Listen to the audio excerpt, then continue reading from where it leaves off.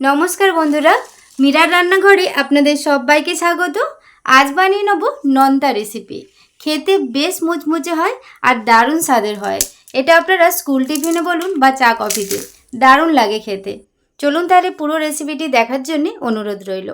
এখানে একটা বোলের মধ্যে ময়দা নিয়েছি আমি 2 বাটি, দিয়ে দিলাম স্বাদ মতো লবণ, দিয়ে দেবো রিফাইন অয়েল, আপনারা ঘিও এর মধ্যে দিয়ে দিতে পারেন, তবে ময়ামটা একটু বেশি করে দিতে হবে।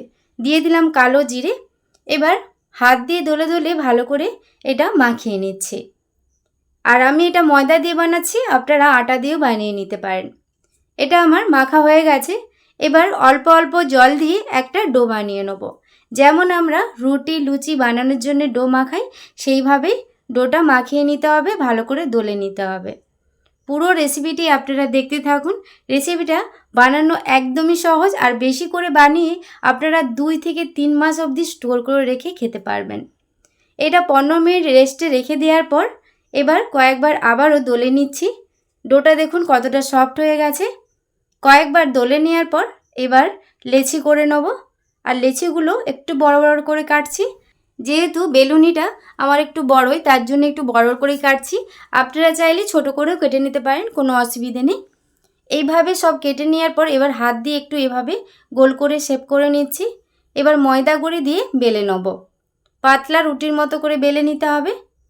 আমার চ্যানেলে আপনি যদি নতুন হয়ে থাকেন, প্লিজ আমার চ্যানেলটি সাবস্ক্রাইব করবেন আর পাশে থাকা বেল আইকনটা পুশ করে দেবেন আমার নতুন ভিডিও পাওয়ার জন্যে।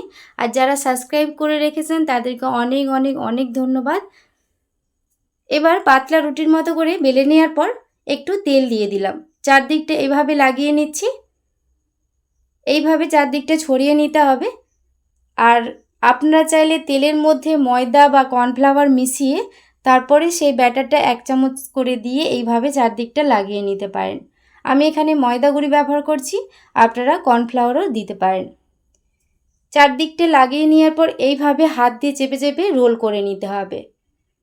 দেখুন যেমনভাবে করছি। বানানো একদমই সহজ, একবার দেখলেই আপনারা বানিয়ে নিতে পারবেন।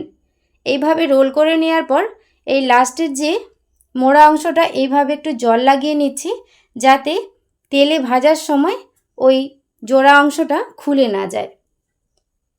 হাত দিয়ে একটু রোল করে চেপে চেপে একটু রোল করে নিলাম। তারপর 2 সাইড এভাবে কেটে নিলাম।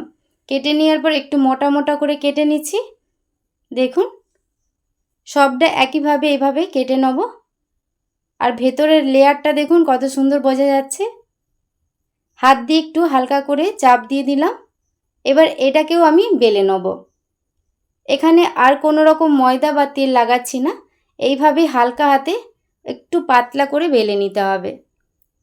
দেখুন একটা আমার বেলা হয়ে গেছে, আর ভেতরের লেয়ারটা পুরোপুরি বোঝা যাচ্ছে। দেখুন এইভাবে আমি সবগুলো আগে বেলে নিচ্ছি। আপনারা যদি ফেসবুক পেজ থেকে দেখে থাকেন, প্লিজ আমার ফেসবুক পেজটা ফলো করে পাশে থাকবেন। এইভাবে আমি সবগুলো বেলে নেওয়ার পর এবার ভেজে নেব। তার জন্য কড়াইয়ে তেল দিয়েছি, আর তেলটা কিন্তু একদমই হালকা গরম হতে হবে। ওই হালকা গরম তেলে সবগুলোকে দিয়ে একটু অপেক্ষা করব যতক্ষণ তেলের মধ্যে তেলের থেকে উপরে সবগুলো ভেসে না আসছে। দেখুন সবগুলো যখন ভেসে আসবে তারপর উল্টে পাল্টে একটু সময় ধরে লাল লাল করে ভাজতে হবে। আর গ্যাসের ফ্লেমটা কিন্তু সবসময় মিডিয়াম ফ্লেমেই রাখতে হবে। এরকম যখন ব্রাউন কালার করে ভাজা হয়ে যাবে তারপর এগুলোকে আমি তুলে নিচ্ছি। দেখুন কত সুন্দর হয়েছে। এই একইভাবে বাদবাকিগুলো ভেজে নেব।